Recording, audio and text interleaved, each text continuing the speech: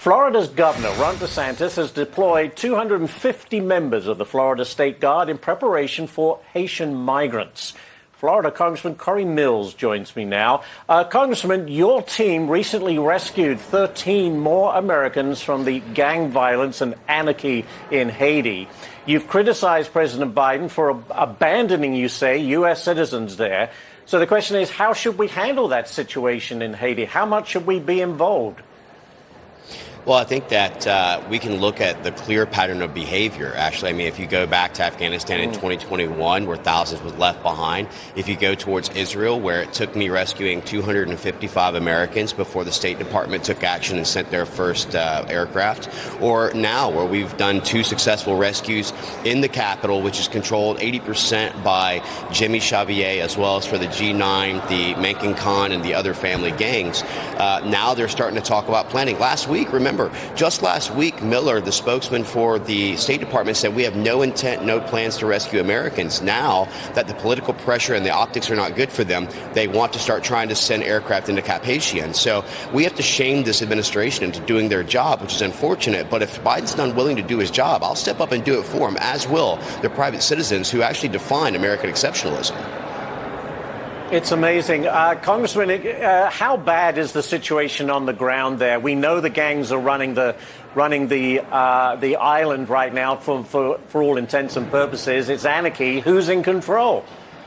Well, it's absolute anarchy. You have Jimmy Xavier, who used to be a Haitian national police officer who was very close to the former president who was assassinated, who's essentially been filling these power gaps. The violence and the terroristic behaviors that has been just rampant throughout Haiti is getting worse and worse by the day. The deterioration of what's happening, the fact that they're cooking and burning people in the middle of the streets, that they're utilizing machetes to murder and leave bodies to try and utilize this as a way to terrorize people. The fact that they're starving out and stealing resources from orphanages, and just recently, even from one of the locations that had mental and physical disabled children, they were stealing the resources to starve them out. So this is the worst of the worst that you could see. And I think that we need to be looking at working with local partners in the Dominican Republic and other areas in the Latin and Caribbean area, so that we can try and put together a diplomatic international solution, because throwing money at the problem is not the solution. That's what America, that's what the Clinton Foundation claims that they had done. I'd love to see where the investigation leads to the tens of billions of dollars that they claim has gone into there. Yeah. But we need to really get real solution to try and get the interim government in, because we know that the prime minister, who resides in Puerto Rico, has already resigned, which is going to create a bigger gap, and that's where the gangs are going to fill those gaps to terrorize further. What a dreadful situation, but I'm going to move on for this subject, Congressman. A top U.S. admiral is warning that China will be ready for an invasion of Taiwan, he says, by 2027. You're on the House Foreign Affairs Committee. Is China preparing to invade Taiwan? Well, and I'm also on the House Armed Services Committee, and I was fortunate enough to do a congressional delegation with Admiral Aquilino, the 7th Fleet, and the Indo-PACOM, going out to Guam, going out to the Philippines, going out to Okinawa and into Taiwan when I met with former President Tsai. And I can tell you that if you look at China's ramp-up of their military strategy, we've not seen a military buildup of this escalation since America in World War II. So they're certainly looking at the China unification. You hear the dangerous rhetoric. We know that they're continuing to operate in a way that would be kind of a forecasting or a foreshadowing of how they would actually do a blockade or how they would actually launch their operations. But there is a finite window that is there, and they are still against, the strength of our trilateral and bilateral agreements, things like AUKUS, looking at our allies within the actual region, which is strengthening the sanctions that would be imposed against China, which would be damaging. But I think there's a lot of ways that we can deal with this that doesn't lead to kinetics, because at the end of the day, this is a economic resource and cyber-based warfare that China's launching. I think there is a non-kinetic and influence solution here that doesn't involve more continuation of kinetic battles. One final topic for you, Congressman. Senate Majority Leader Chuck Schumer rejecting Benjamin Netanyahu's request to speak to Senate Democrats. What do you make of that?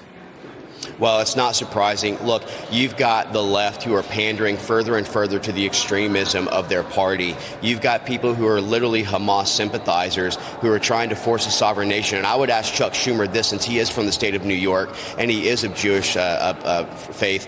why is it and how is it would you have responded if after 9/11 we had another nation trying to tell us how we should actually carry out our operations in Afghanistan when we were going after those responsible for the attacks that took 2,700 lives? Go to October 7th, and you've got Benjamin Netanyahu, who's in the very same situation, who also deserves to be able to defend his citizens and to respond to the terrorist attack that cost 1,200 lives. So I think that it's shameful that Chuck Schumer continues to try and force a sovereign nation to do something that's against the people's will. And very quickly, Speaker Johnson considering inviting Netanyahu to address the House. Is that something you would support? I would absolutely support that, because we need to be looking at what not only Benjamin Netanyahu, but also his war cabinet with Benny Gantz has to say with how successful they are in eliminating the Iranian-backed terrorist organization of Hamas. And so I want to do one more thing, if I may, Ashley, a little bit off cuff. I want to bring in really quick. Yesterday was my son's birthday, and so I wanted to get him on here to wish him a happy birthday today. Happy, but what's your son's name?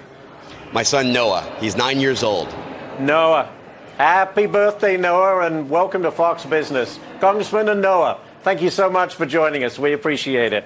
That was a nice Thank you, moment. Ashley. All right.